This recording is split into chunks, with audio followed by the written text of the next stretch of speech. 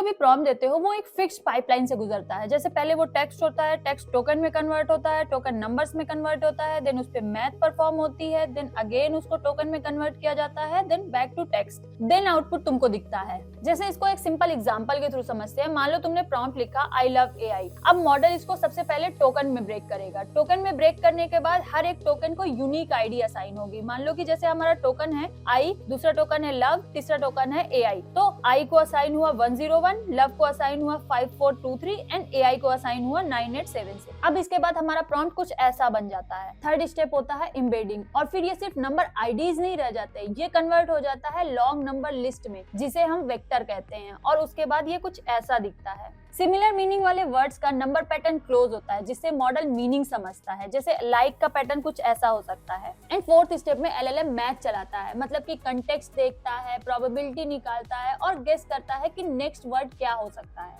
And then finally fifth step में जो number predict हुआ है उसको टोकन्स में कन्वर्ट करता है, टोकन टेक्स्ट में कन्वर्ट होते हैं और टेक्स्ट हमें आउटपुट में मिलते हैं। नेक्स्ट रील में हम देखने वाले हैं कि कंटेक्स्ट विंडो का मतलब क्या होता है और ऐसे बहुत सारे कॉन्सेप्ट।